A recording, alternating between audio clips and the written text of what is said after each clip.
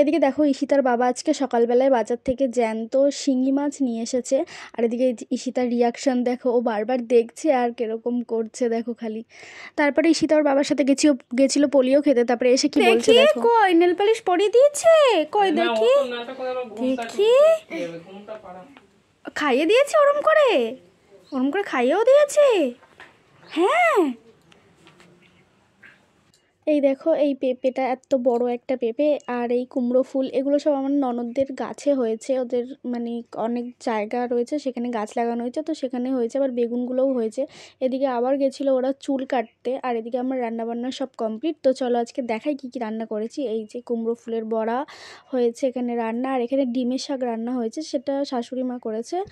আর এদিকে হয়েছে পালং শাক আর লাউ শাক দিয়ে চচ্চড়ি।